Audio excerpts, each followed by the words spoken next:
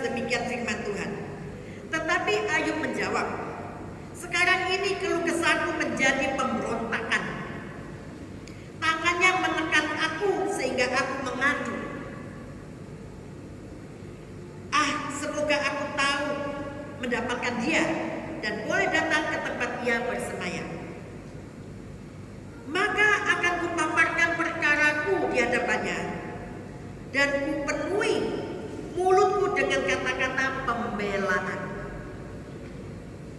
Maka aku akan mengetahui jawaban-jawaban yang diberikannya kepadaku dan aku akan mengerti apa yang difirmankannya kepadaku.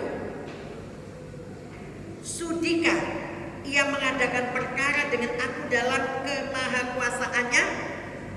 Tidak, ia akan menaruh perhatian kepadaku. Orang jujurlah yang akan membela diri di hadapannya, dan aku akan bebas dari hakimku untuk selama-lamanya. Sesungguhnya, kalau aku berjalan ke timur, ia tidak di sana, atau ke barat, tidak kudapati dia. Di utara ku cari dia, ia tidak nampak. Aku berpaling ke selatan, aku tidak melihat dia. Karena ia tahu jalan hidupku, seandainya ia memuji aku akan timbul seperti emas. Kakiku tetap mengikuti jejaknya, aku mengikuti jalannya dan tidak menyimpang. Digaris bawahi, perintah dari bibirnya tidak kulanggar. Dalam sanubariku kusimpan ucapan mulutnya. Tetapi ia tidak pernah berubah. Siapa dapat menghalangi dia? Apa yang dikehendakinya dilaksanakan juga. Karena ia akan menyelesaikan apa yang ditetapkan atasku, dan banyak lagi hal yang serupa itu dimaksudkannya. Itulah sebabnya hatiku gemetar menghadapi dia. Kalau semuanya itu kubayangkan, maka aku ketakutan terhadap dia. Allah telah membuat aku putus asa, Yang Maha Kuasa telah membuat hatiku gemetar, sebab bukan karena kegelapan aku binasa, dan bukan juga karena mukaku ditutupi gelap gulita. Amin. Puji Tuhan. Saya berulang kali membaca firman Tuhan ini. Akhirnya saya mengambil satu keputusan. Saya membuat tema, yaitu jangan tergoda menjadi pragmatis. Jangan tergoda menjadi pragmatis. Ayat-ayat di kitab Ayub ini adalah cerita dari seorang yang tidak mengerti kenapa penderitaan dan kehilangan, caci maki dan penghinaan ia alami. Dia tidak mengertinya. Bagi umat pilihannya terjadi dalam kehidupannya. Penderitaan, kehilangan, caci maki dan penghinaan yang ia alami. Padahal Ayub menuruti perintahnya dan mengikuti jalan-jalannya. Ayub ini orang yang taat, yang saleh. Pada waktu itu firman Tuhan berkata dari perikop pertama menceritakan di sini Ayub adalah orang yang paling saleh pada zaman itu, orang yang paling saleh di mata Tuhan. Penilaian Tuhan bukan manusia.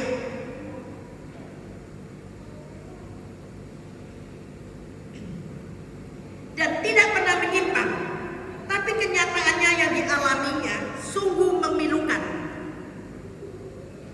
sangat menyedihkan.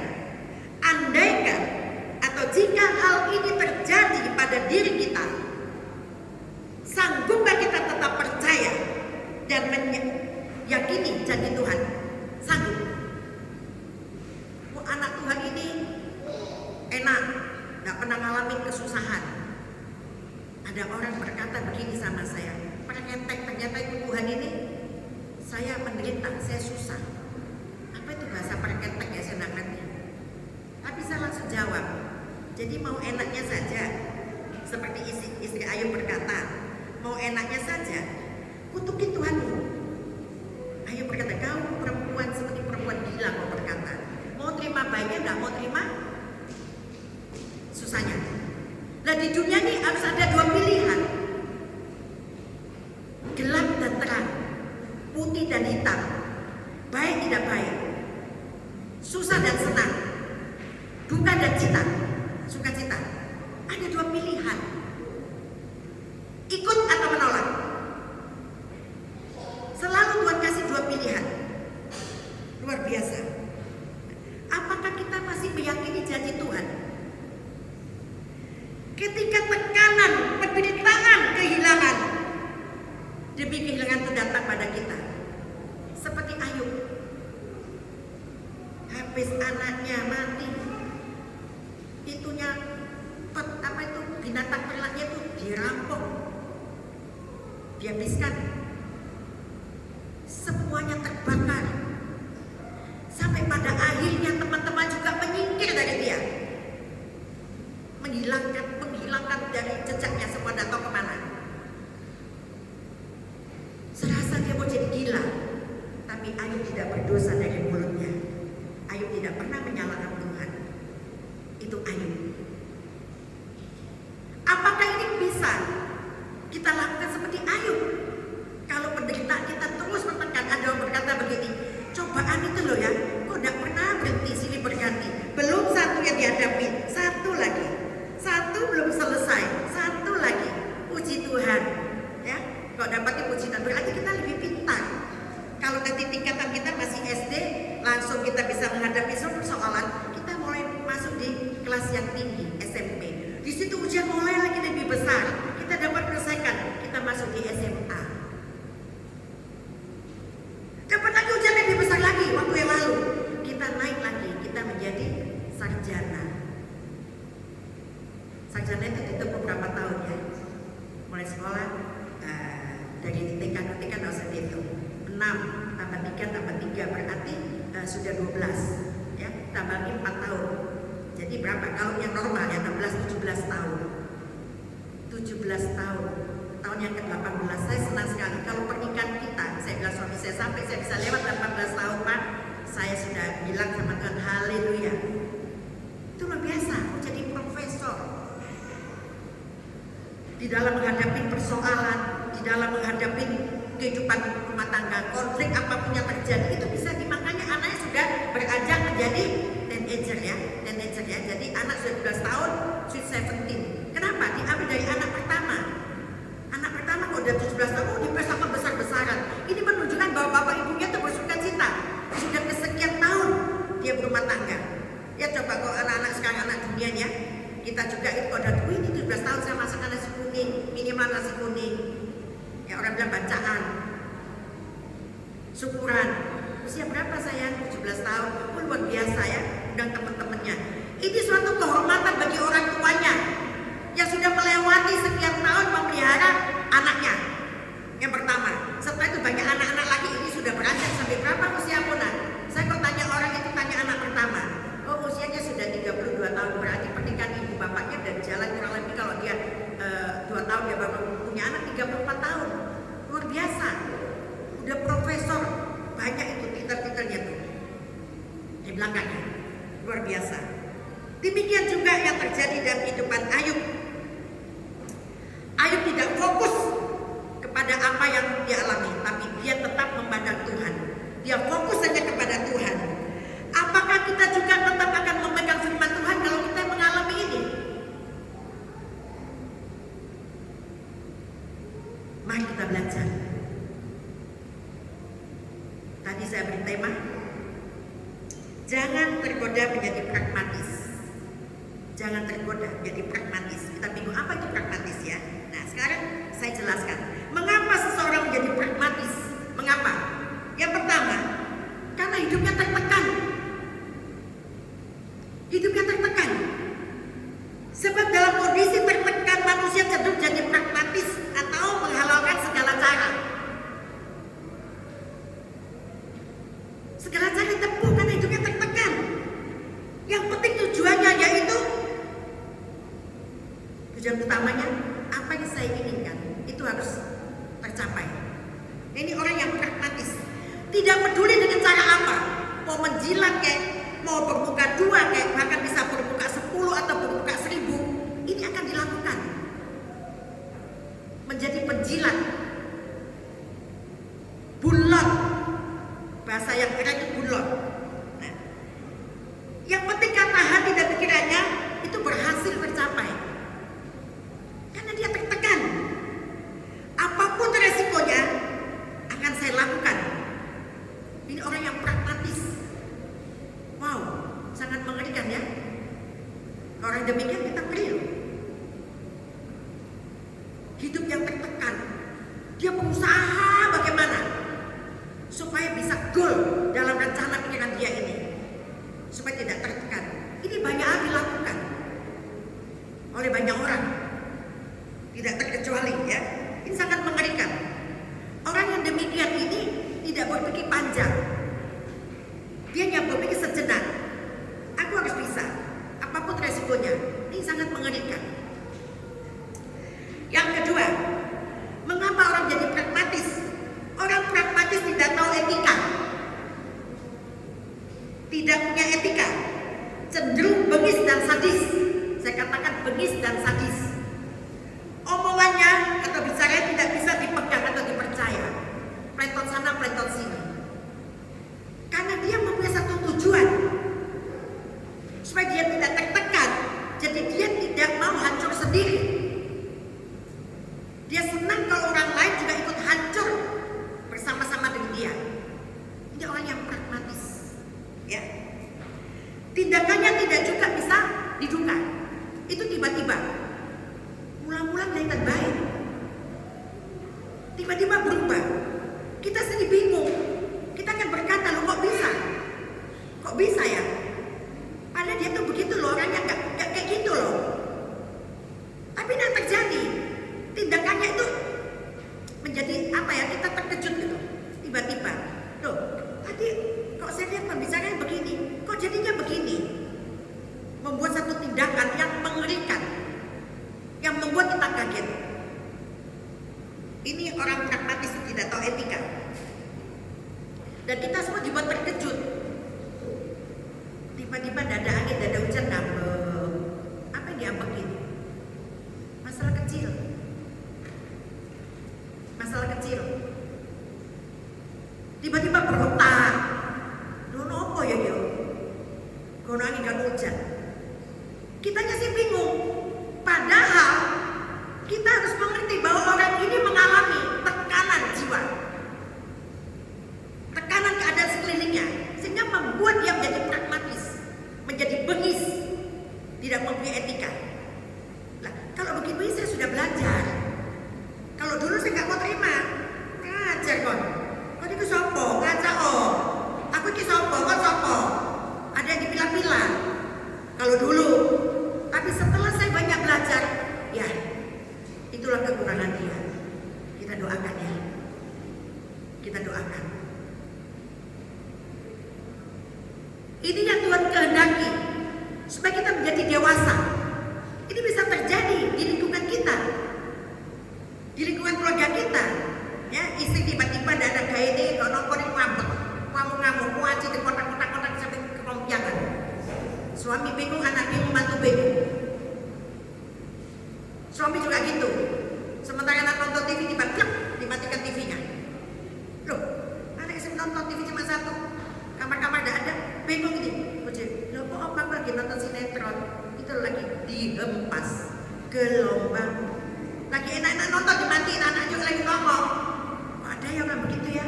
Nah, apalagi lihat Hans, apa itu, Hosparta sampai namanya, yang katanya suka lirik gitu toh. Bingung.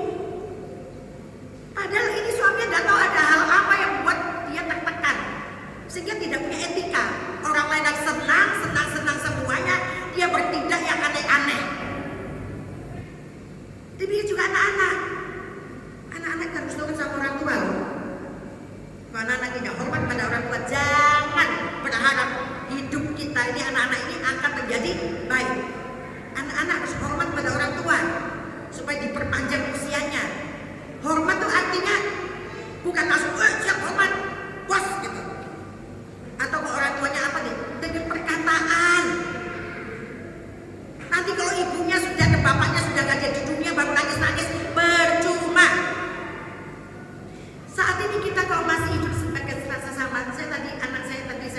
bicara soal doa. Dia bilang, Tuhan tolong Tuhan rawat pribadi saya. Minta doa itu ya, dia belum mengerti. Kita harus bisa memaklumi. Dia berdoa untuk kepentingan diri sendiri. Langsung tekan sama saya, jangan berdoa untuk diri sendiri. Sayang, mama berdoa tidak pernah untuk kepentingan saya dan papamu dan juga keluarga saya. Itu di belakang.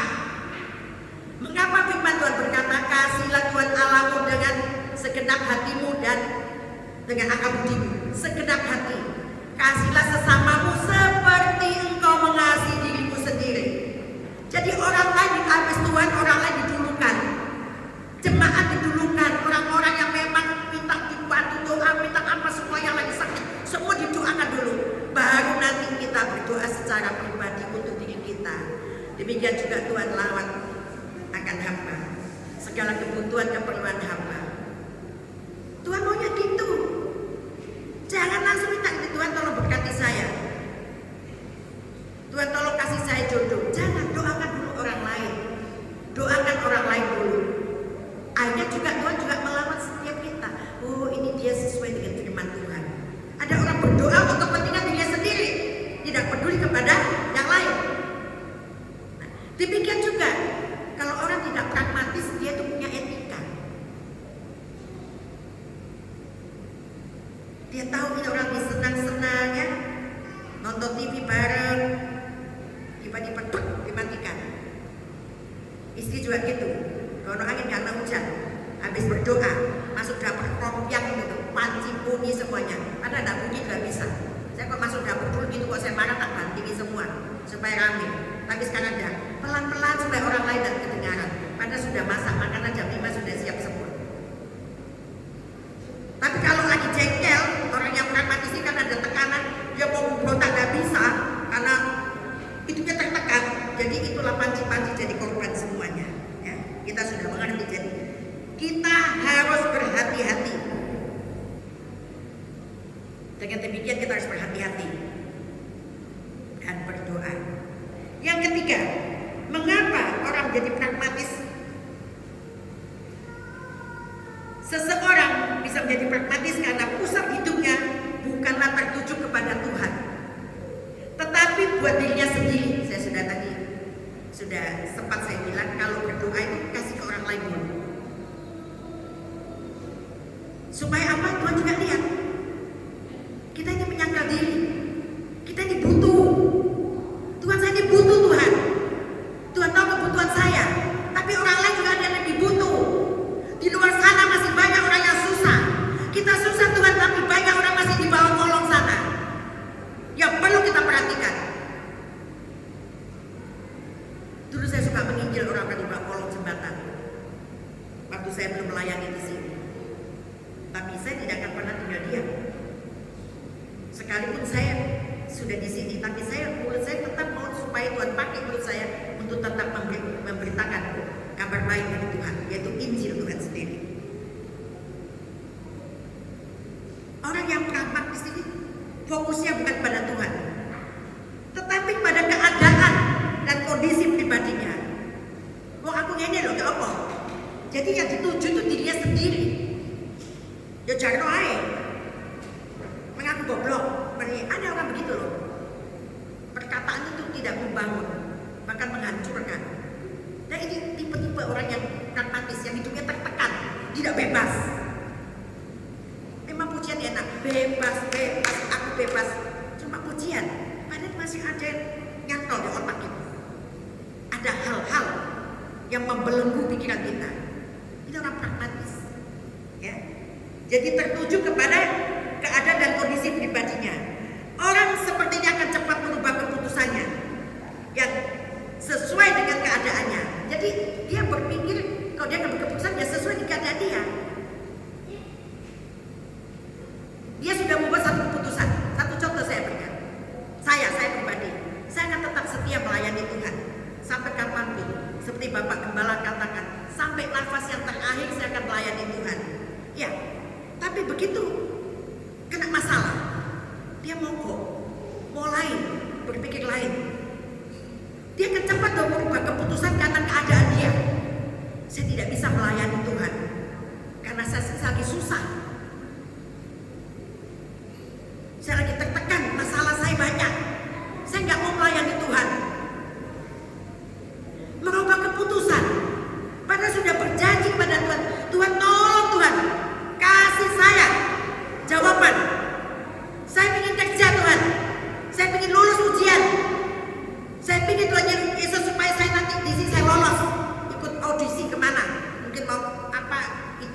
itu? Idol apa? Saya janji Tuhan kalau saya berhasil, itu banyak artis-artis janji itu. Jangan melayani Tuhan. Begitu sudah berhasil, wah dia melayani Tuhan, benar-benar dia melayani Tuhan luar biasa.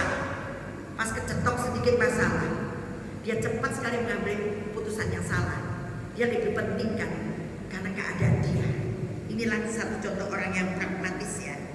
Nah, artinya tidak bisa dipegang pembicaraannya, bisa berubah-ubah, dan orang seperti ini akan selalu menderita dengan ulahnya sendiri.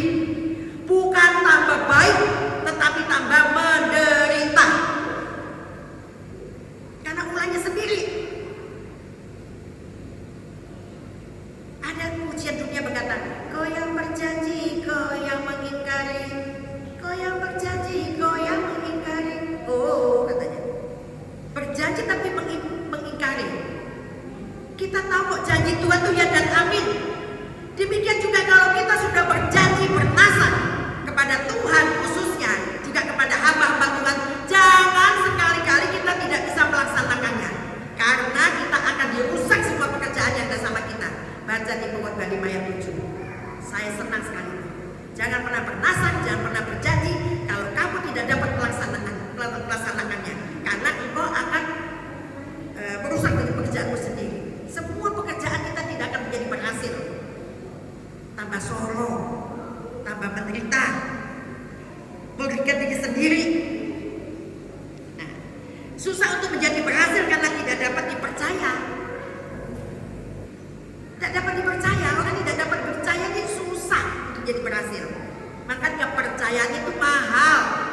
Integritas, kepercayaan itu mahal. Mahal sekali. Dipercaya Tuhan dengan sebagai bendahara, ya. Kita ini semua bendahara dari Tuhan. Dikasih rezeki, dikasih berkat. Kita jadi bendahara Tuhan. Bagaimana kita harus membelanjakan sen demi sen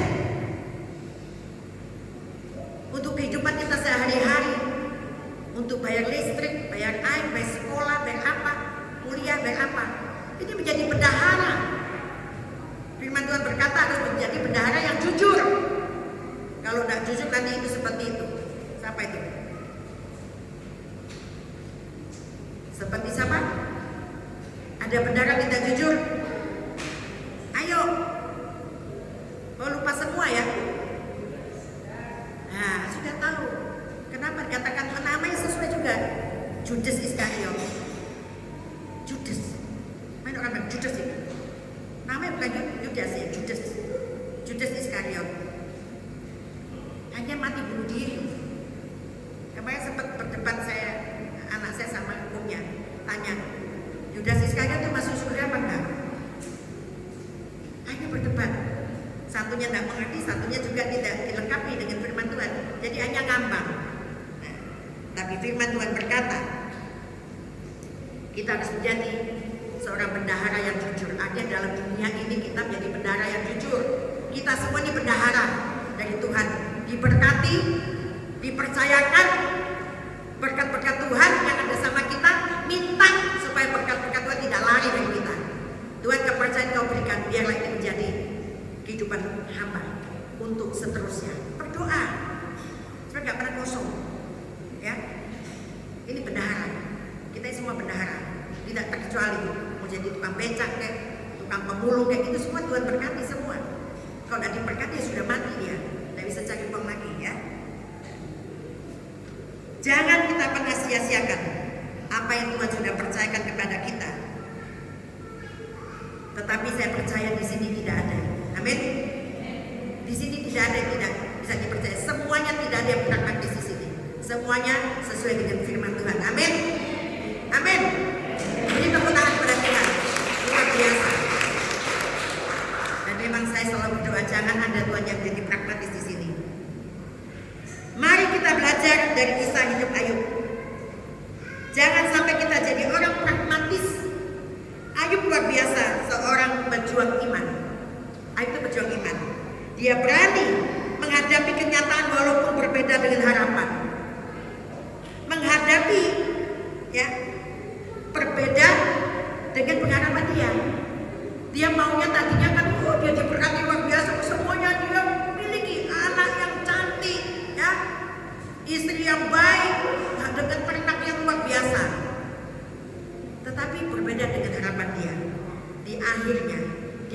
melalui ujian ini. Puji Tuhan, Ayub adalah pejuang iman. Dia tetap percaya. Dia tidak pernah membuat dosa dari mulutnya sendiri. Dan dia berkata, saya dipuji dan saya akan timbul seperti emas. Sebenarnya kita pun bisa demikian. Kita tidak perlu khawatir dengan keadaan dan kondisi kita. Kita tidak tahu apa yang akan datang. 2021 akan semakin lebih baik atau semakin lebih buruk.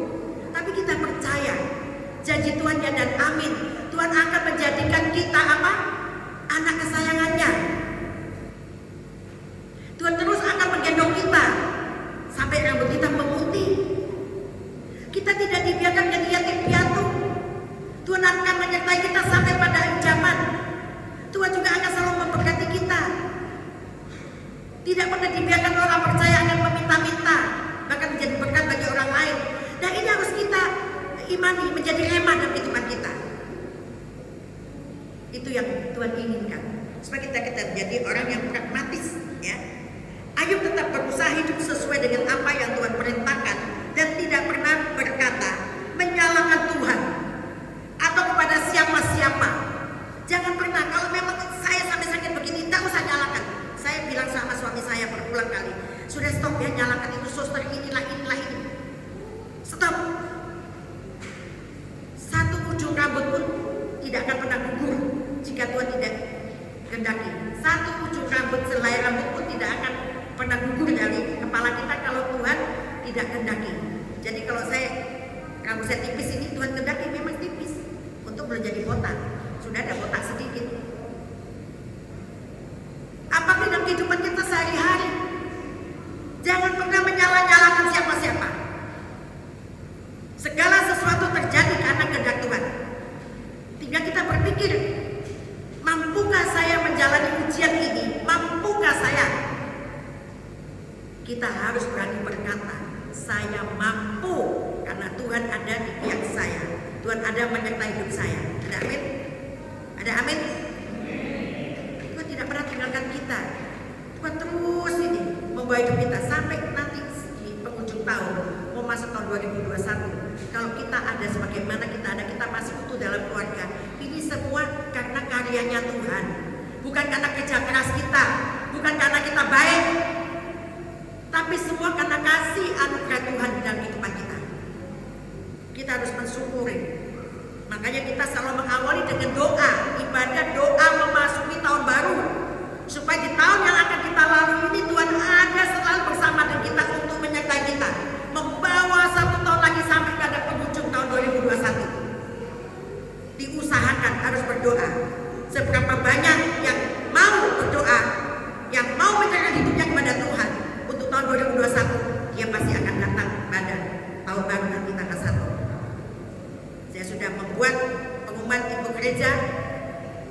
Dalam keadaan terbatas pun kita harus mensyukuri, karena kalau kita masih dikasih nyawa, dikasih nafas seperti di hari ini, kita tidak tahu apa yang terjadi esok hari.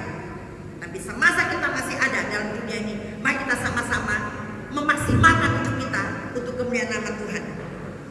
Jangan pernah menyalahkan siapa-siapa, juga apapun atas kondisi yang kita hadapi.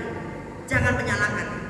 Oh, ini karena pandemi pun kita masih makan, pandemi pun kita masih sekolah, pandemi pun kita masih kuliah, pandemi pun kita masih bernapas. Ini kita harus syukuri, ya. Ayub 1 ayat 22 berkata, dalam kesemuanya itu Ayub tidak berbuat dosa dan tidak menuduh Allah berbuat yang kurang patut.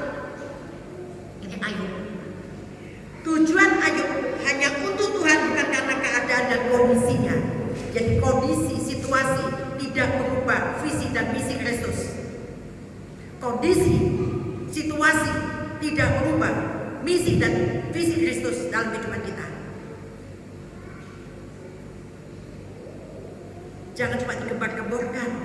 Ayo kita, misi kita ini apa? Visi kita apa? Belajar dulu untuk jadi pemenang di dalam kondisi dan situasi yang kita hadapi. Kalau kita sudah kuat, berarti kita bisa beranjak ke situ tentang visi dan misi Kristus. Tapi ini adalah suatu kerinduan Karena kita tidak dibiarkan menjadi orang dipercaya langsung lepas begitu saja. Tuhan berkata, pergilah, jadikanlah semua bangsa muridku, dan baptislah dia dalam nama Allah Bapa, Anak dan Roh Kudus. Aku akan menyertai engkau sampai pada akhir zaman. Artinya semua dikasih beban. Bukan cuma untuk satu orang, untuk pendeta, untuk anak-anak yang kuliah di teologi, tidak. Untuk semuanya anak-anak Tuhan. Sekarang bagaimana dengan kita? Apakah kita sedang tergoda untuk jadi pragmatis? Apakah kita sedang tergoda? Atau mau jadi kacang lupa kulitnya? Ini kata benar loh, kacang lupa kulitnya. Jadi kebaikan yang Tuhan sudah berikan kita lupakan, itu kacang lupa kulitnya, ya. Atau sedang berpikir untuk menggunting dalam lipatan kertas, lagi berpikir mau cari keuntungan sendiri, mau untuk mementingkan diri sendiri, mau enaknya dewe. Jadi menggunting dalam lipatan kertas itu kelihatan tidak ketara, padahal Tuhan tahu maksud dan tujuannya. Kita harus berhati-hati. Mari kita bertobat. Daripada jadi pragmatis, mending jadi apa saya katakan? Romantis. Daripada jadi pragmatis, mending jadi romantis. Atau daripada tersenyum sinis, mending berbuka manis. Daripada kita tersenyum sinis, oh senyum gitu, sinis senyum. Tapi mari kita berbuka manis. Sebagai kesimpulan, ya, saya minta semua pemain musik di depan. Keadaan bisa membuat orang menjadi pragmatis. Keadaan. Mari kita tetapkan fokus kita pada Tuhan saat menghadapi keadaan yang sulit. Dan mari kita meneladani Ayub. Ketika menghadapi situasi kehidupan yang menekan, tidak menjadi orang yang pragmatis. Ini Ayub. Demikian juga yang Tuhan harapkan bagi kita semua, untuk dan tidak tergoda menjadi pragmatis. Kita harus percaya Tuhan senantiasa ada bersama kita, asalkan kita setia kepadanya. Tuhan Yesus memberkati kita.